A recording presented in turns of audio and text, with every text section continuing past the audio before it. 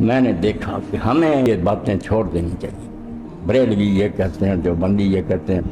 ہمیں خود ایمان کی فکر کرنی چاہیے، مسلمانوں کا یقین ہی ہم بچا لیں،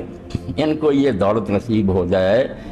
دل سے یہ مان لیں کہ اللہ برحق ہے، رسول سچا ہے، قیامت ٹھیک ہے۔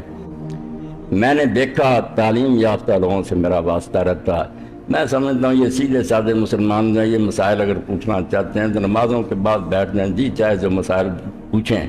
وقت جو ہے ایسا ہے کہ الحاد جو ہے وہ غالب آتا جا رہا ہے، دنیا میں خود مسلمانوں میں ذہنی ارتداد پیدا ہو گیا۔ یہ بدقسمتی ہماری کہ لوگوں نے پہلے مرتدوں کی طرح نام نہیں تبدیل کیے، وہ عیسائی ہو جاتے یا ہندو ہو جاتے تو ہمیں پتہ چل جاتا وہ مسلم ہی ہیں، رشتے ناطے ہمارے ان کے ساتھ ہو رہے ہیں، مگر اندر سے وہ بالکل یقین جانے مرتد ہو چکے ہیں۔ وہ نہیں مانتے کہ کوئی خدا ہے، نہ وہ مانتے ہیں کہ کسی وقت کوئی نبی آیا، کسی قیامت کو نہیں مانتے۔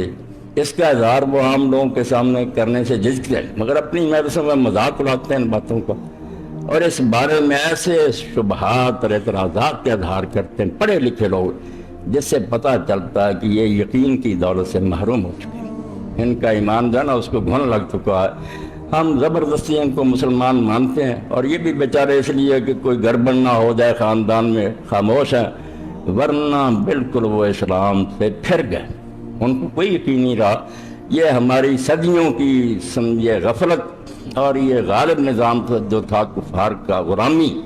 اس نے دور کر دیا۔ اسی لیے علامہ اقبال فرماتے ہیں،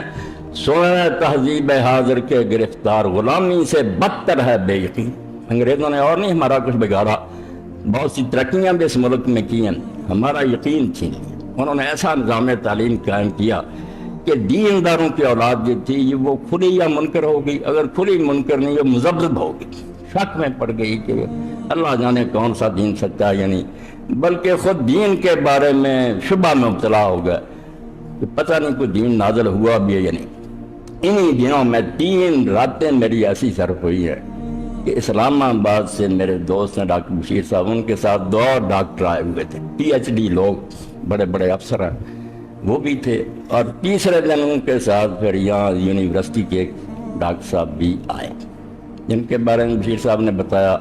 کہ یہ وہاں امریکہ میں پڑھتے رہے ہیں، ان کے پاس بہت سے سوال ہیں جو بڑے مولوی حضرات کے پیاس وہ لے کر گئے، مگر انہوں نے کہا مجھے کوئی قائل نہیں کرتا،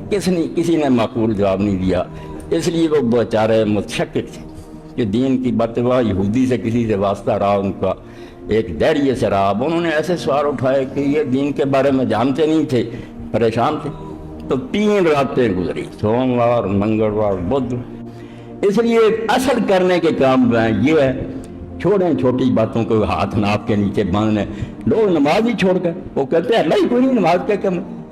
آپ کس چکر میں پھنسے ہوئے ہیں کہ 2-4 اگر مسجد میں آتے ہیں ان بیچاروں کو بھی لڑاتے رہتے ہیں، وہ ایک دوسرے سے سلام سے ہی جاتے رہتے ہیں، میرا مولوی کیا ہوتا ہے ان سے سلام نہ کہنا، وہ کیا ہے اسے کہنا، صرف یہ ہے خدمت ہم انجام دے رہا ہے۔ اللہ کے لیے اللہ منواؤ، اس کے رسول منواؤ، آخرت منواؤ، اس پر دلائل دو، محکم دلائل، تاکہ پتہ چلے کہ واقعی بھیجنے والا بھی ہے، اس غرض کے لیے بھیجا ہے، بعد میں نتیجہ یہ سامنے آئے گا۔